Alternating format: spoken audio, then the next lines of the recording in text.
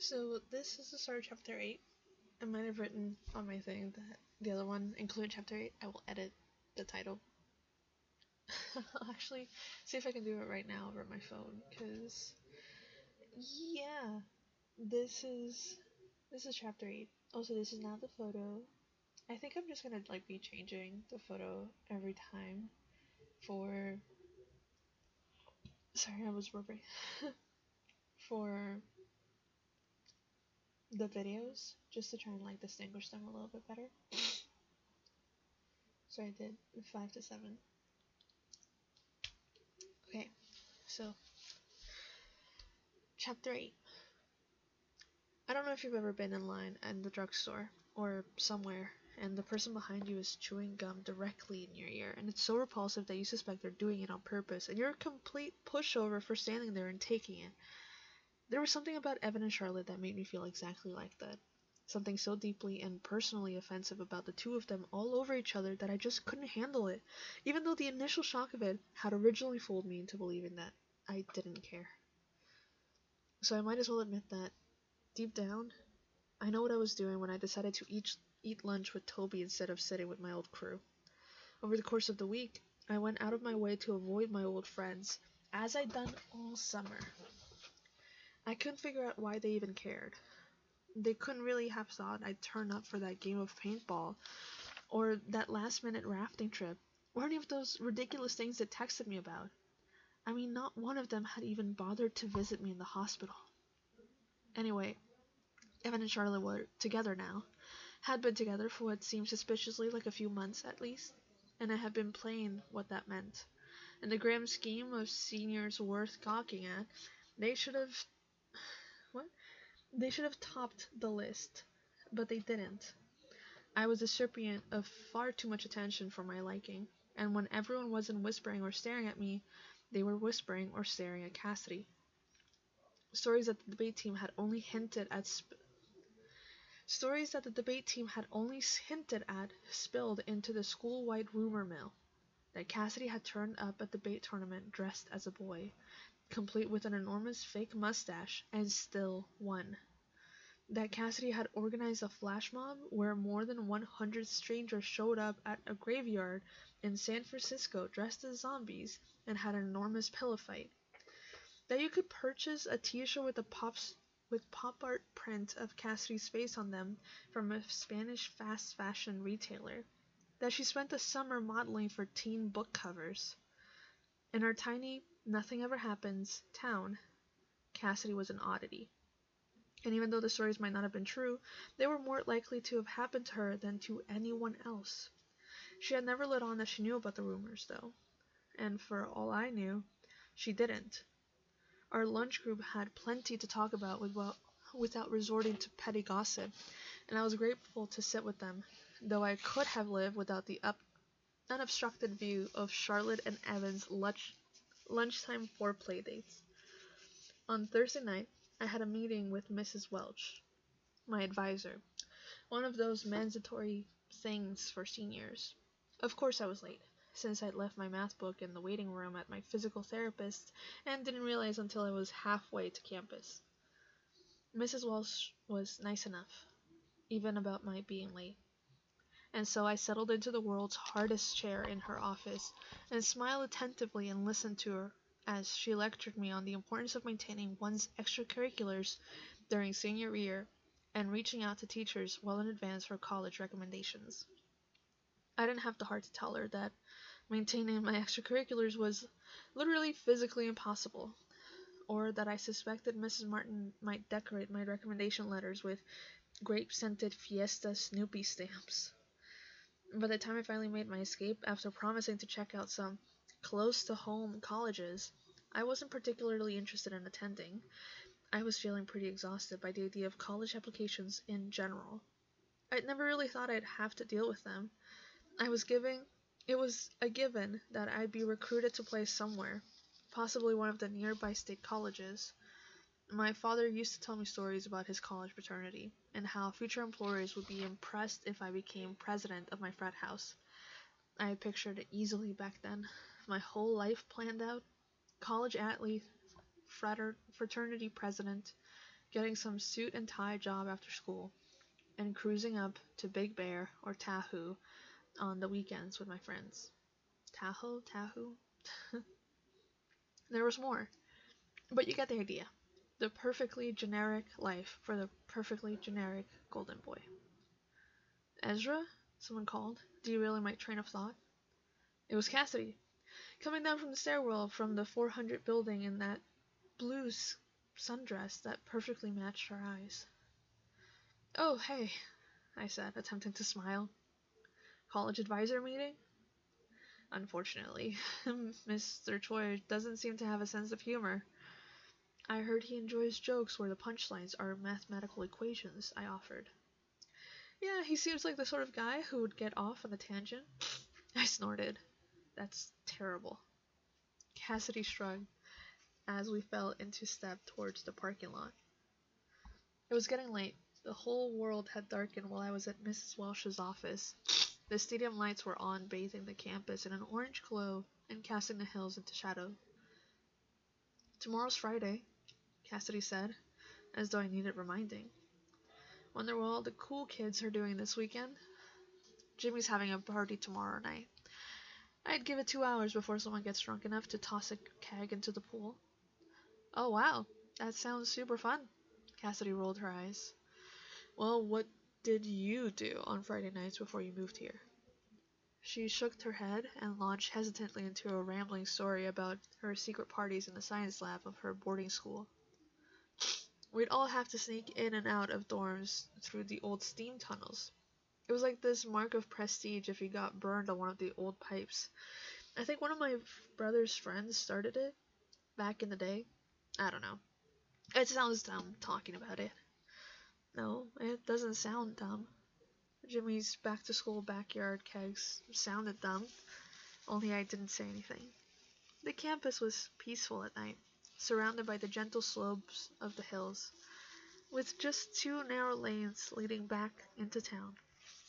The hills were covered with hundreds of avocado trees, and every once in a while a coyote would wander down and terrorize the residents of some nearby gated community. That was what excited people around here. Getting together a mob to shoo the coyote back into the avocado groves, to remove the interloper from our perfect little planned community. No one ever went looking for adventure. They chased it away.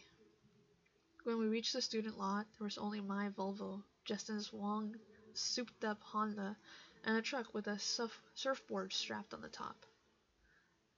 Where's your car? I asked. Cassidy laughed. My bike is right here. Sure enough, a lone red bicycle was locked onto the rack. It was a decent bike, a rebuilt Cannondale? But I didn't know much about bikes then. Huh? I said, staring at it. What? Nothing. I tried not to grin at the image of Cassidy pedaling past the strawberry fields on a bicycle. I'll have you know that I care about the environment, Cassidy said hotly. I'm doing my best to reduce my carbon footprint. I thought about this for a moment. Carpooling reduces your carbon footprint, doesn't it? I asked. Yes. So would you like a ride home? I don't know where the offer came from, but suddenly seemed presumptuous. There are these coyotes, I said, awkwardly filling the silence.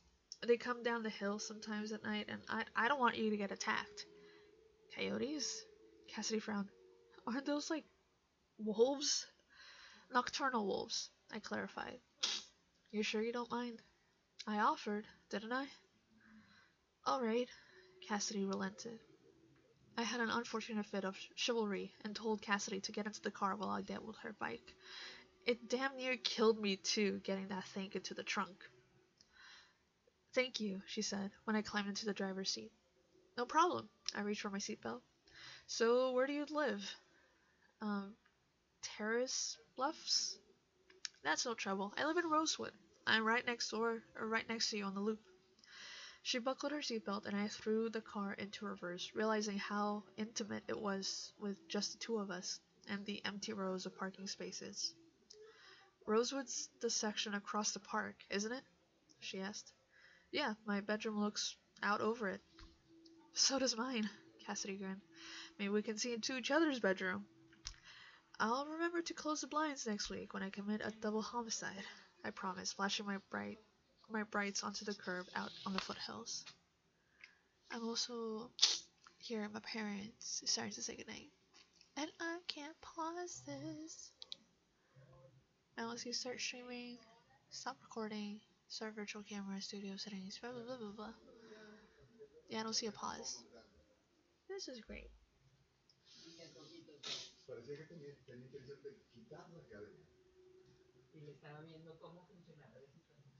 Dile acá. I know you can hear them.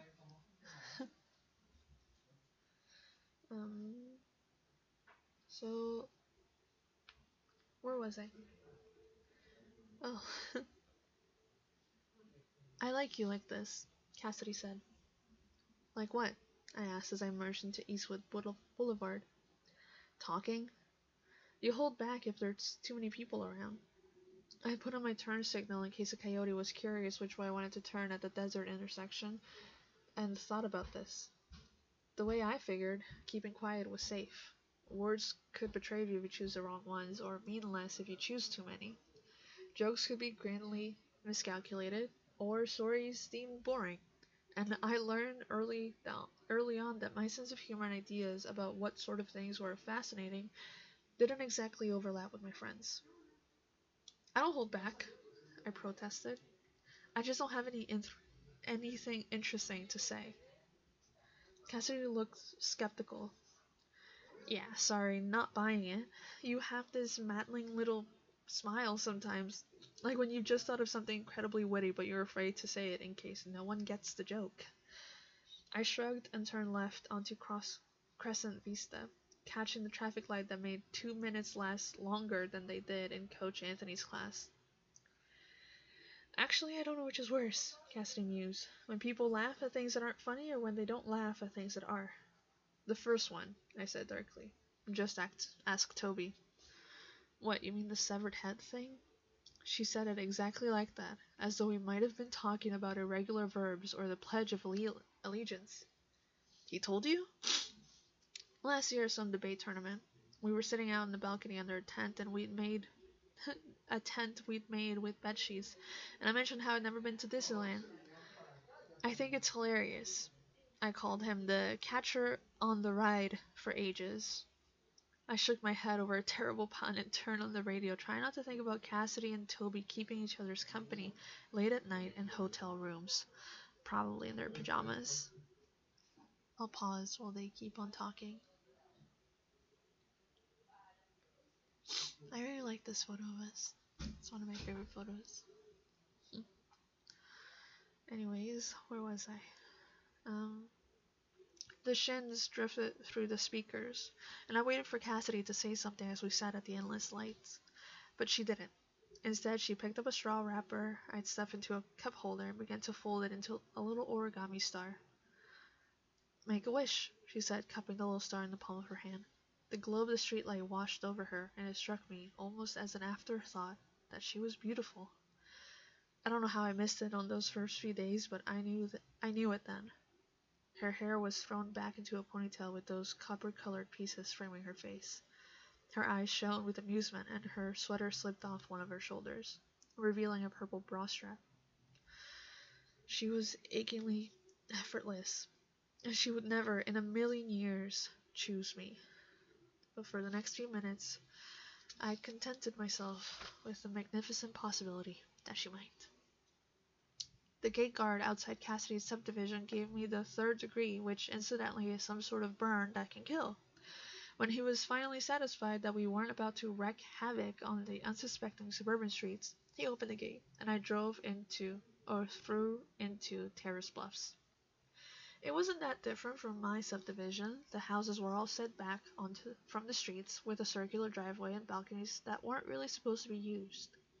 There were only 4 models, like a computer animation that kept repeating. Some little kids had been drawing on the streets with chalk, and I felt terrible as I drove over it, as though I was wrecking some second-grader sandcastle. How do I get to your house? I asked. Do you ever just not want to go home? Her face was pale with the lamplight, and I could see her eyes that she was serious.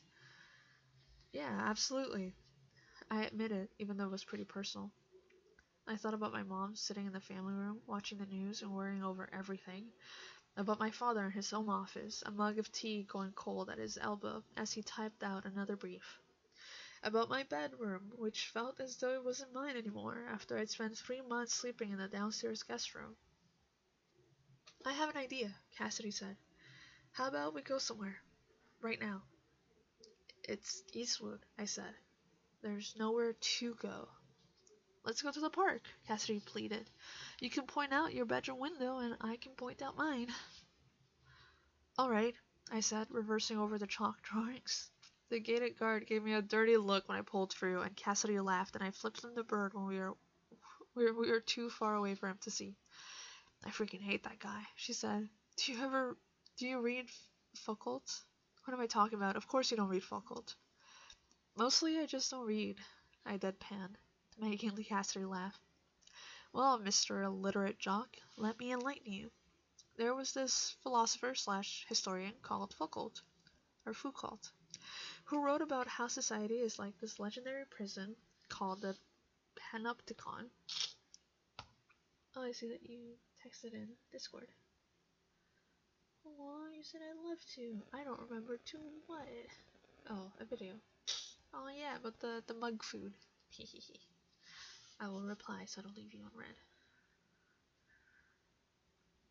Hell yeah.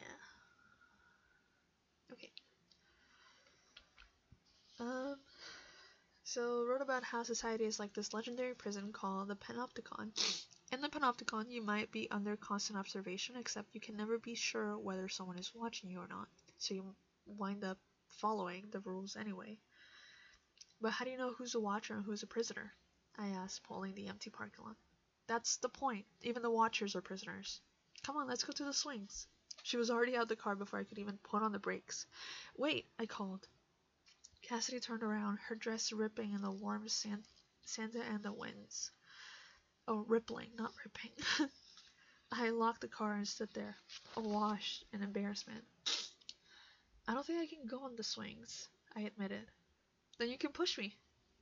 She took off towards the small playground and the bright plastic playset as though we were running a race.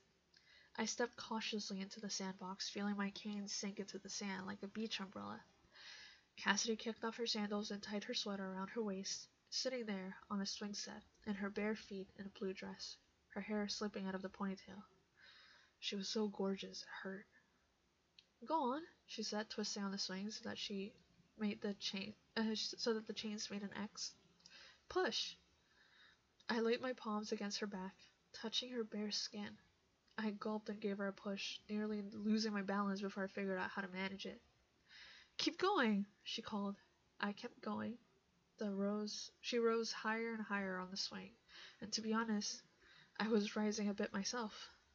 After a while, she didn't need me anymore.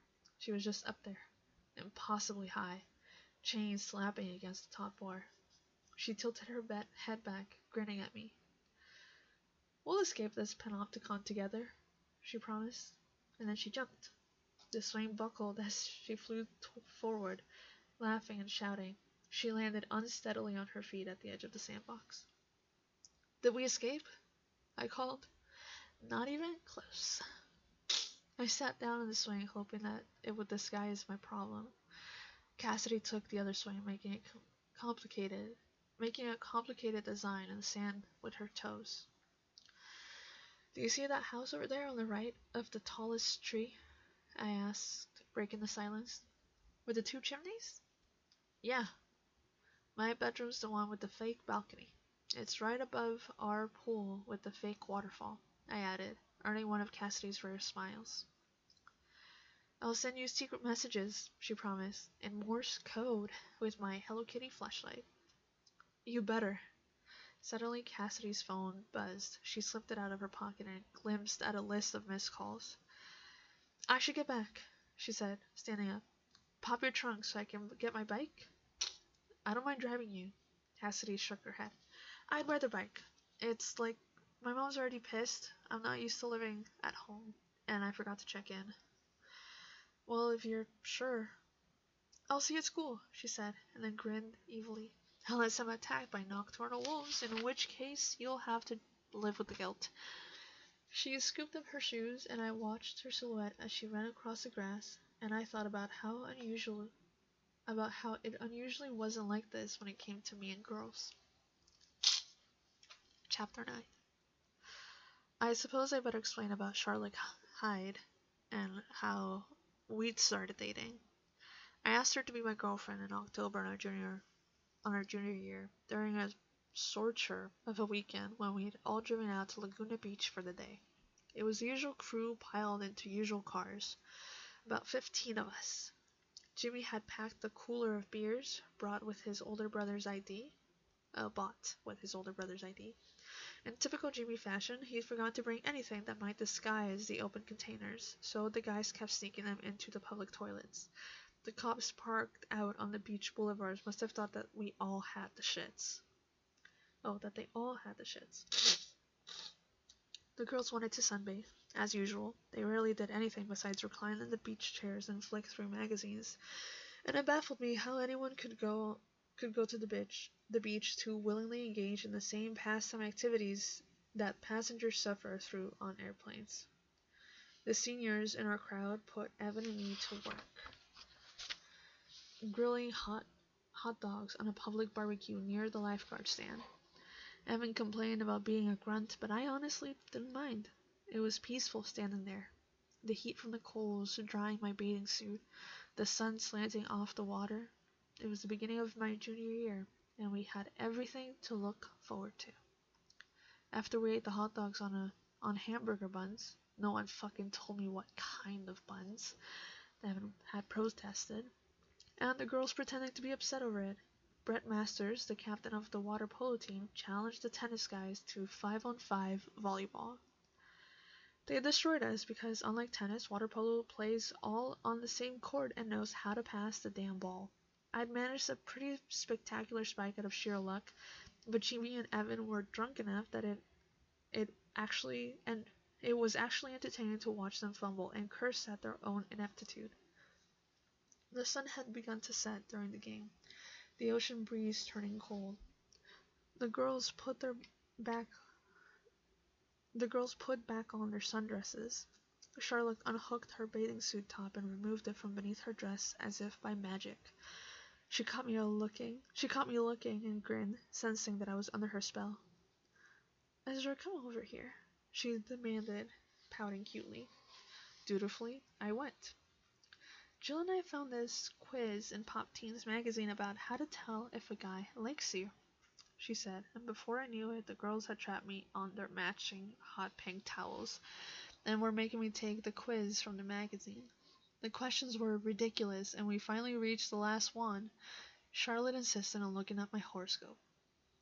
Love is in the cards for all you stubborn Tauruses, she told me, and then frowned. Well, what do you think? I think I just learned the plural form of Taurus, I joked, and Charlotte pretended to be upset that I wasn't taking the horoscope seriously. Ever since the end of sophomore year, I suspected that Charlotte liked me, but the day at the beach was the first time I sensed that she wasn't just flirting for the fun of it. She had something specific in mind. You're so sweet, she murmured, leaning into my shoulder as we sat side by side on her towel. It's a shame you're not over Stacy. Stacy Guffman and I had broken up a month earlier for reasons that I didn't fully understand, and I didn't particularly care to.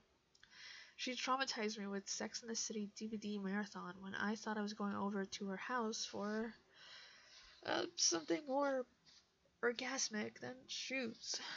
Maybe she just wanted to break up so that she could have an ex-boyfriend to complain about to her friends. Honestly, I didn't know. Trust me, I said, glancing down at the long blonde hair pile on top of her head, and her endless tan legs, dusted with a fine layer of sand. I'm definitely over Stacy. I didn't know much about Charlotte back then, just that she was gorgeous and sexy and always had gum in her purse. That she'd offered me with a smile, like she bought it just for me.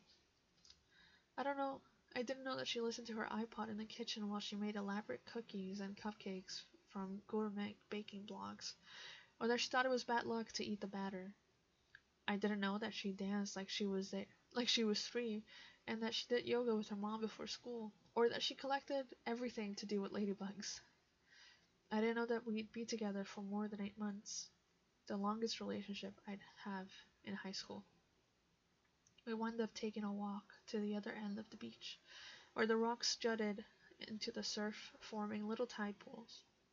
She wore my Eastwood tennis sweatshirts because she'd gone cold. I was secretly glad, since it made her seem more real somehow, the way she kept pushing up the sleeves of my hoodie as we walked through the tidal foam. We scrambled onto the rocks, the barnacles stabbing into the soles of our feet. In the distance, I could see our friends beginning to pack up, and it filled me with a strange sense of urgency. I watched Evan heft the cooler, dumping its contents over Jimmy's head, and I judged that we had maybe 5 minutes for whatever it was that had brought us apart from everyone else. "I'm glad you're not a complete jerk," Charlotte said. She had slipped her phone out of the pocket of my sweatshirt and was texting. "Thanks, I guess." "I didn't mean it like that." Charlotte looked up from her phone with a guilty smile. Her hair streamed behind her in the breeze, and the bridge of her nose had turned pink from the sunscreen. "Sorry, Jill wanted to know where I put her sunscreen. Anyways, I just meant how we're like destined to date each other. The most popular guy in junior class and the most popular girl in junior class and the most popular guy." "I'm not the most popular guy in our year," I protested, dropping my gaze to the tide pool. Duh, of course you are. Why else would I have brought you here?" "You brought me here?" I raised an eyebrow, teasing her. "Yes, I did. Now shut up and kiss me." I shut up and kissed her. She tasted like strawberry lip gloss and diet soda, and she smelled like suntan lotion and my mom's favorite detergent. And we were 16 and not fully dressed, even as far as the beach is concerned. "So?" Charlotte asked with a sly smile when we pulled apart. "You should keep my sweatshirt," I said. "It looks nice on you." "Ezra," Charlotte chastised as she put her hands on her hips, waiting. Would you like to go out with me?" "Of course," she grinned triumphantly and kissed me again, her hands warm and soft on my back. You're so cute. We should take you shopping. I bet you look super hot in new jeans." So there it is. The day it happened. A romantic tale filled with beers consumed in a public urinal, getting creamed at volleyball by varsity water polo, kissing a girl in the tide pools, and not knowing what I was getting myself into. Back in 9th grade science, we had a unit on ecology, and I had read Steinbeck's Sea of Cortez for extra credit after failing to impress Mr. Gesh with my tenuous understanding of the water cycle. Steinbeck wrote about the tide pools and how profoundly they illustrated the interconnectedness of all things, folded together in an ever-expanding universe that bounds by the elastic strain of time. He said that one should look back from tide pools to the stars and then back again in wonder. And maybe things would have been different if I'd heeded his advice that day on the beach with Charlotte, but I didn't. Instead, I linked my hand with hers and failed to appreciate the bigger picture, and the only stars I saw were wearing varsity jackets. Ugh. It is getting so hard to breathe still. I think I'll try and read one more chapter, so it's hopefully a bit past 30 minutes. So, chapter 10. You can always tell when it's Friday. There's an excitement specific to Fridays, coupled with relief that another week has passed. Even Toby's friends, who I don't think ever did much over the weekend, were in a good mood that first Friday. Luke, Austin, and Phoebe were already there when I got to the table during break. Luke had his arm around Phoebe, who was eating a Pop-Tart, and Austin was engrossed in some mobile gaming device. No, bad portal, he scolded, totally oblivious to the world. "Stop. Evil. Ugh. Suck my flagellated balls, douche nozzle." Phoebe sighed. Help, Austin, your flagellated balls are on fire." Austin didn't even look up. Told you he was in the gaming zone, Phoebe said. What'd I miss? I asked, sliding onto the bench. Well, I heard Jimmy's having a sick kegger tonight, Luke said, with this sarcastic way that let me know he still wasn't all that thrilled to have me around. It's a tier 1 party, of course. Yeah, I heard that too, I said, not liking the way Luke had casually thrown around the term my old friends used to express the exclusivity of their little events. It's like Animal Farm. You mean Animal House, Luke corrected. The movie about college frat parties? I shook my head. No, I meant Animal Farm. You know, some animals are more equal than other animals. Phoebe laughed and squirmed out from under Luke's arm to throw away her Pop-Tart wrapper. Ezra, you're taking me to Jimmy's party, right? She asked, fake pouting. Definitely, I said, playing along. Should we bring a bottle of wine or an assorted of cheese as a host gift? Luke broke off a piece of Phoebe's Pop-Tart that she squealed in protest, ignoring my question. What up, minions? Toby slid a preposterously large coffee thermos onto the table. Ooh, is that Montreal? Oh, is that Portal 3? Sorry, I read Montreal. Austin didn't look up. He's still in the zone, Phoebe said. Honestly, what is it with boys and video games? No wonder Prince is dead. I read, Toby protested as Sam and Cassidy joined us, eating fresh cookies from the bakery's line. For instance, last night I read that you can levitate frogs with magnets. Phoebe rolled her eyes, unimpressed. Hypothetically or scientifically proven? Cassidy wanted to know. Scientifically proven, Toby said triumphantly. These Nobel Prize-winning scientists did it. How many beers do y'all think it takes before one internally respected scientist turns to another and says, Dude, I bet you $20 I can levitate this frog with a magnet? Sam drawled. Well, which magnetic charge? Cassidy asked. I mean, it has to be either positive or negative, doesn't it? You think you're so clever, don't you? Toby teased. Just a tadpole, Cassidy replied. Everyone groaned, and then the bell rang. Cassidy and I had English together, with Luke, actually, but he usually walked Phoebe to class. So, I said as Cassidy and I headed towards Mr. Moreno's room. I didn't see any secret messages last night. I didn't want to be predictable, Cassidy retorted, but at least now I know that you're paying attention.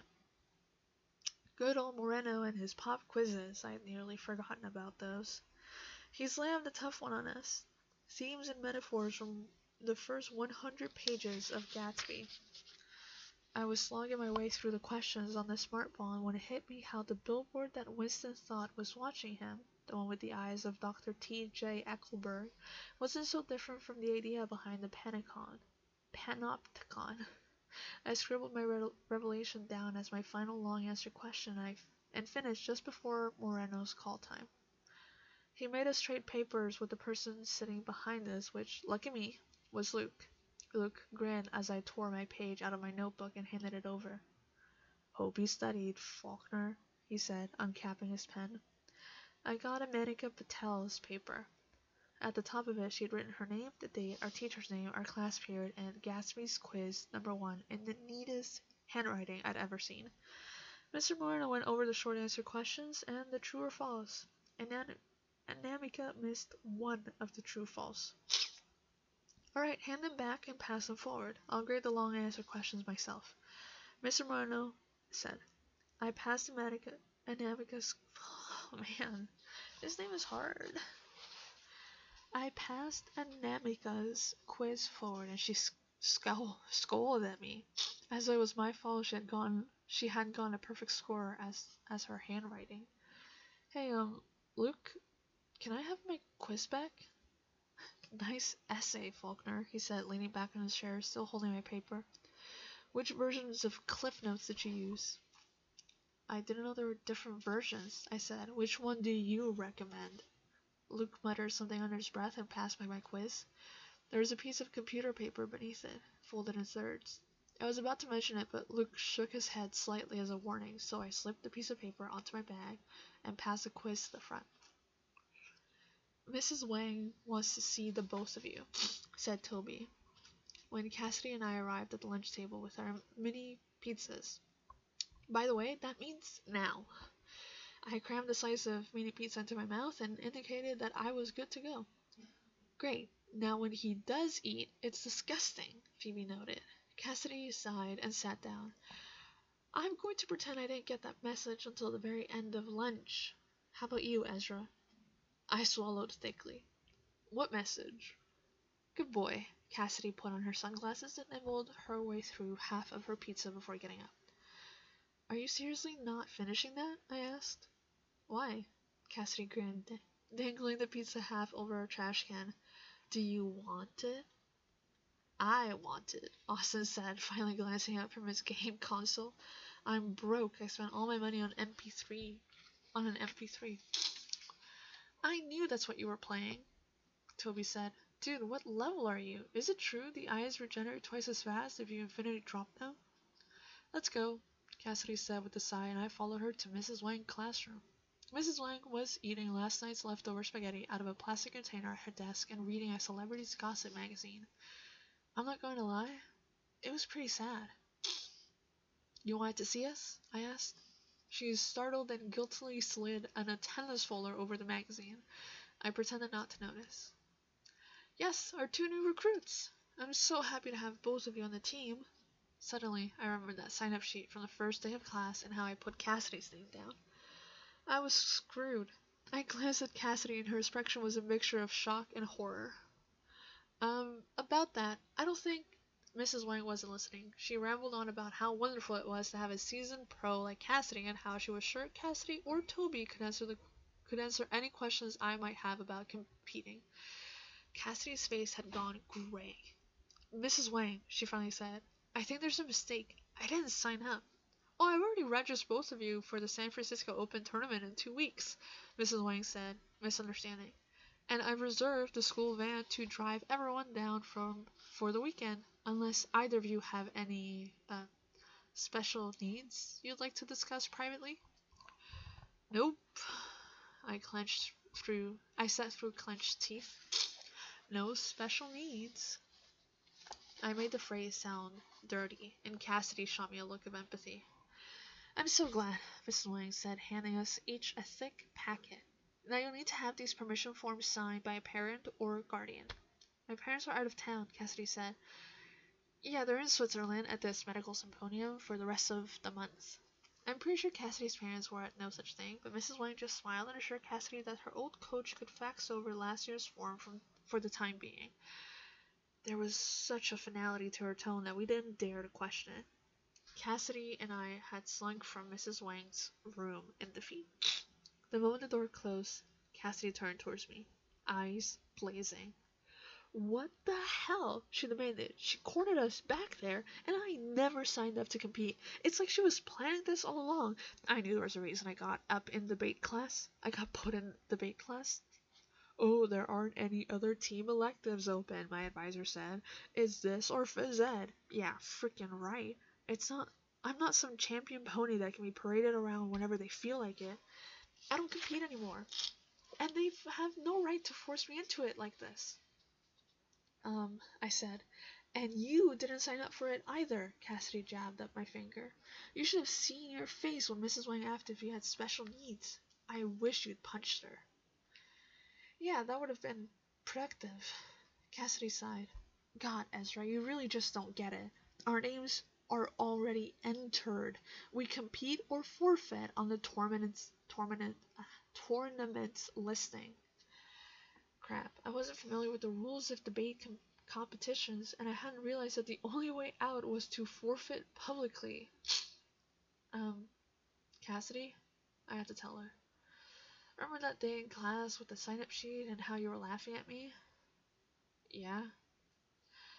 I sort of signed you up as a joke, I admitted. You what? Oh my god, that scared me. I don't know, I quickly amended. You'd pulled that stupid stunt on me in Spanish class, and then Toby had signed me up for it, so I just figured. You figured what exactly? Cassidy said coldly. That it would be funny? I guess. I don't know, you felt like that about. I just didn't know you felt like that about the debate. I don't know why you stopped competing. I hung my head, waiting for Cassidy to laugh and say that it was okay, but she didn't. That's right, Cassidy said fiercely. I stopped competing. Just like how you stopped competing in tennis. But you know what? I get that you don't want to talk about it. Just because I don't limp around with a freaking cane doesn't mean I have to explain myself to people I've known for 5 seconds for quitting. So screw you for setting me up because you thought it would be funny. Her eyes burned with revulsion as she stomped past me, and I didn't blame her. I felt awful, like I should go back into Mrs. Wang's office and explain everything. But then the bell rang, and I realized I was going to be late for Spanish. I'll read you another chapter, okay? Just so I can get close to an hour.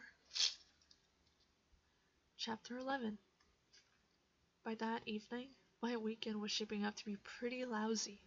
I'd come straight home from school and spent the day alternating between doing the key terms for Coach Anthony's class and playing Zombie Guitar God on mute to keep my mind off of how badly I'd screwed things up with Cassidy. But it wasn't working. Worse, I could tell that my mom kept coming in to check on me, hovering just outside my bedroom door and listening. Cooper, who was curled into a bathrobe on the foot of my bed, would glance at the door and then sigh, settling back into his nest. Well, it is Friday night, old sport, his eyes seemed to say, and there is a whole world out there. I don't know, maybe I should give him a British accent or something. Cooper was right. Maybe I should go to Jimmy's backyard kegger. I briefly considered it before remembering what happened the last time I went to a house party. So yeah, that was definitely out. And then the little Skype icon on my computer dinged. It was Toby. And did I want to come over? I had changed out of my PJs and grabbed my keys and practically opened my bedroom door into my mom's face. Oh, you're up, she said. Well, yeah, it's 9 o'clock. I'm going out. Where are you going? She called after me. I need to know where you're going. Why? I asked, mildly curious as to when this had become a new house rule. She spluttered over that one for a good 10 seconds. Look, I'm going to Toby's, I said, which was pretty charitable. I have my phone, and we're not going to huff rat poison or anything. Ezra! She sounded shocked. Don't be rude. I have every right to worry. I know, I said in exasperation. You keep reminding me. As I pulled out the driveway, I wondered what everyone from school was doing. I could pretty much guess at the crowd that was headed to Jimmy's party to drink a few beers in their bathing suit. And everyone else was probably headed to the Prism Center, this outdoor mall with an IMAX cinema and lots of dramatically lit palm trees. The Prism was really the only place to go in Eastwood beside the Chinese strip mall, and even there, the cops would hassle you to start heading home when it was still early because of the town curfew. I privately thought of them as the prison wardens, which is funny for about 2 seconds, and then became infinitely depressing. And not just because the name now reminded me of Cassidy and her panopticon. It was strange, driving over to Toby's. I'd only ever biked there on the trails that connected in the different subdivisions. Toby lived in Walnut Ranch, one of the older developments south of the loop. I practically lived at his house during elementary school, and as I drove, I remember flashes of what we'd been like as kids. How we taped notes to the underside of each other's mailboxes, written in a code that only we could decipher. The year we dressed as Batman and Robin for Halloween's and then switched costumes, just to see how long it would take for my dad to notice. The answer being a disturbingly long time. The Cub Scout camping trip when the Scout leader's obnoxious son put a worm in my pudding cup, so Toby and I caught a frog and zipped it inside his sleeping bag. Writing swear words in the air with our sparklers on the 4th of July. Begging my mom to take us to Barnes & Noble at midnight to get the latest Harry Potter book and promising we wouldn't stay up all night reading it, but doing it anyways. I had completely forgotten what Toby had been like back then, how he'd always been the one to devise our elaborate schemes, how he'd constantly gotten me into trouble, and then out of it with an aw shucks routine and apology. He'd grown up into exactly The unabashedly nerdy, quick-witted guy you'd expect from a kid who went door to door selling homemade comics to raise a startup capital for our summer lemonade stand when we were 10. And I'd grown up to be a massive douche with a cane. Toby's house looked the same as I remembered, complete with an unwashed burgundy minivan parked in the driveway. I rang the bell and a tiny dog started yapping. Toby's sister opened the door. She was wearing a bright pink bathrobe, carrying an angry little terrier that looked like an ankle biter. "Hey, Emily," I said. Oh my god, she seemed shocked that I turned up to her house, as though she forgot I used to know her garage code door. Toby's house was pretty compact, and the front door opened directly into the living room, where 3 of Emily's friends were watching one of those terrible vampire romances. Vampire romance things in their pajamas, sleeping bags, already laid out. "Hi, Ezra," one of the girls said, giggling. Hi," I said. Poor Toby. No wonder he wanted me to come over. Thankfully, he came dashing around the corner, fastening a pair of cufflinks. "Welcome to Purgatory," he said. "Come on in." Toby's room hadn't changed much. There was a new shelf displaying some action figures I didn't recognize, a police box, and some random dude dressed like Toby in a blazer and bow tie, plus a couple of samurai swords. And then I caught a sight of the top shelf in the bookcase and stopped dead. "You kept them?" I asked. "I finished them." Toby pulled out the thick stack of homemade comics and tossed them onto the bed. I reached for Superhero Academy Volume 1. It was laughingly amateur, done in colored pencils on computer paper, with the byline in alternating blue and red bubble letters. Created by Toby Elcott and Ezra Faulkner. We worked on Superhero Academy every day after school in the 5th grade. I think we got 4 volumes in before suffering from artistic differences, but there were at least 8 volumes scattered across the bed. A few of them were computer illustrated and almost professional looking. I picked up Justice University, The Final Battle, and flipped to the end. Okay, there's no way Invisible Boy could defeat the arch alchemist with a samurai sword, I argued. "You're just bitter because I made your character evil," Toby snapped. "Not at all. I just don't get how the arch alchemist became mortal all of a sudden." "Because he split his soul into 7 pieces and hid them all over Justice City," Toby retorted. "You turn our comic book into a Harry Potter ripoff?" I spluttered. "Are we seriously having this discussion?" I felt my cheeks heat up, and I tossed the graphic novel back into the bed with a shrug. Toby sorted them into the right order and returned them to his bookshelf. "So are we going or not?" he asked. "Where? Jeremy's party?" I sincerely hoped he wasn't going to annoy me into showing up at that. "I could kill Luke," Toby said. "He really didn't invite you?" "Invite me to what?" "The floating movie theater? You know, that piece of paper with some random words on it and a URL? Suddenly I remembered the sheet of paper Luke had passed me in Morano's class that afternoon. I thought it was some stupid flyer for the film club. "Crap," I said. "He gave me something, but I never opened it. I was sort of distracted." "Tss," Toby snorted. "Yeah, I'll bet you were distracted." "What's that supposed to mean?" "Cassidy, dude. I know you're into her, but trust me, it's better to just forget it. She'll get into your head and mess you up."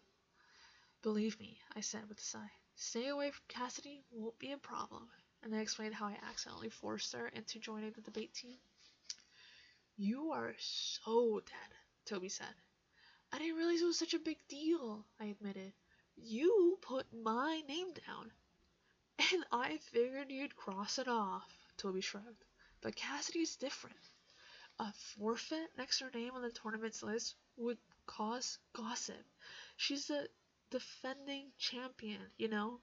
Everyone thought she'd rank nationally, but she withdrew from the state tournament 2 days before the primaries. Just totally disappeared. To have her name posted as forfeit from Eastwood, the most pathetic the most pathetic debate team out there. Anyway, are we going to Luke's screening or not? Because we need to pick up coffee filters on the way." 20 minutes later, we were at Toby's spectacularly dinged, hand-me-down burgundy minivan, known fondly as the Flail Whale, trying to coax the broken antenna to pick up the FM frequencies as we cruised up Eastwood Boulevard. Tonight's gonna be fun, Toby promised. You'll see.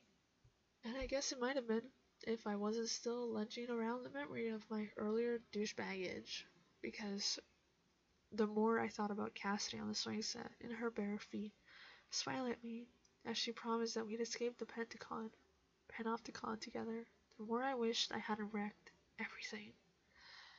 Yeah, fun, I muttered, watching a tumbleweed blow through the crosswalk and latch itself onto a yield sign in the center divider.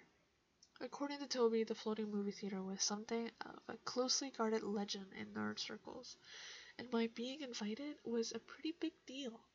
The history went back to our Cub Scout days, when an enterprising Eastwood High senior named Max Shepard had stolen the janitor's keyring and quietly made himself a copy.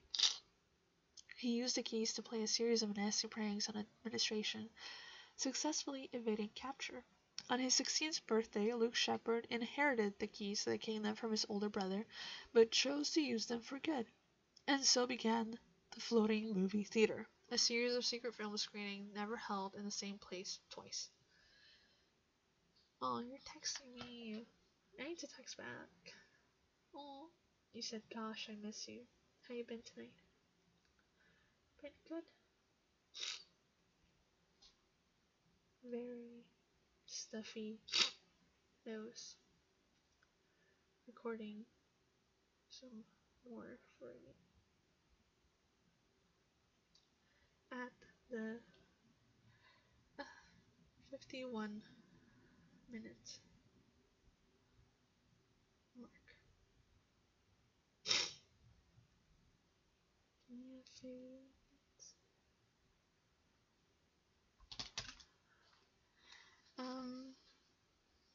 So where was I?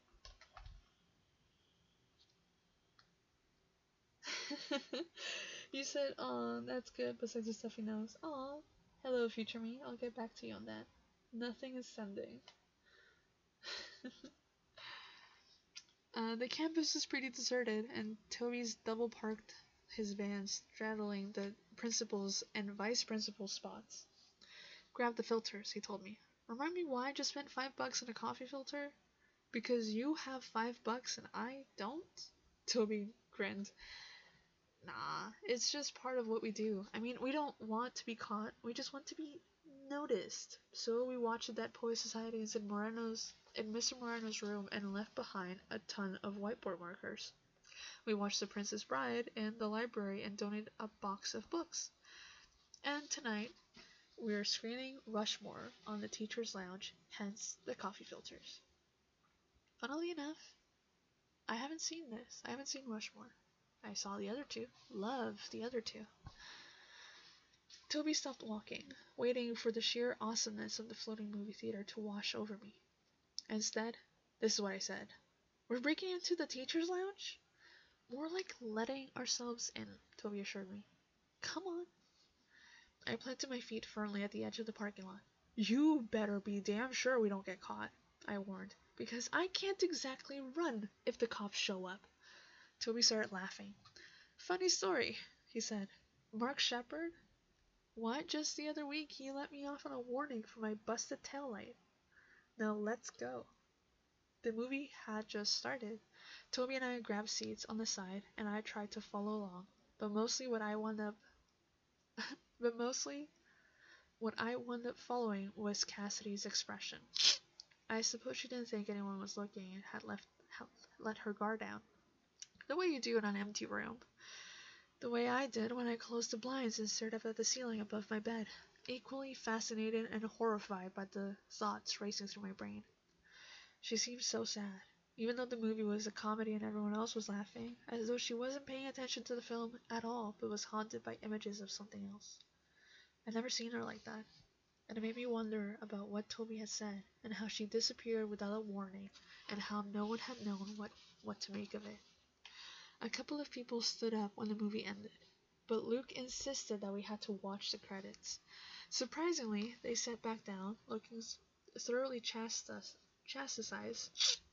I hadn't realized Luke carried that sort of power, but it made an odd sort of sense. I heard him referred to as the King of the Nerds, and I had never understood why, but I could see it easily then. So what did you think? Toby asked as we deposited coffee filters on the table with everyone else's loot. About the movie? Obviously about the movie. The movie's a classic, and Napoleon Dynamite is a pale imitation of this far superior film, Toby said wryly. But no, about this. The secret screenings, coded invitations, positive vandalism. It's awesome, I said, and I meant it. I had known that people did this thing, especially in Eastwood. It was strange. Realizing that these sort of clandestine activities happen at school, I used to think that I ran, that there were other things going on beside my old friends' parties. Why don't more people know about it? Because Evan McMillan would turn this into some obnoxious drinking game, Luke said, joining us. Yeah, probably, I admitted, beer funneling through coffee filters. We stood there in silence for a bit. Look, with this knowing look on his face, as though he was glad I finally seen what he could do. So, Luke, I said, breaking the silence, how about screening One Flew Over the Cuckoo's Nest in the nurse's office? I know it'd be a tight fit, but it'd be sort of perfect. Dude, Toby said, that would be epic. I didn't ask for your ideas, Faulkner, Luke said coldly, drifting over to play host to a nearby group of seniors. He really doesn't like me, I noted. Nah, of course he does, Toby said, unconvincingly. You're pals. I gave him a look. His girlfriend used to have the world's biggest crush on you, Toby admitted. Probably still does. Phoebe? Oh, Ezra, you're like some sexy vampire, Toby mocked. I winced, and I had to admit he had a point.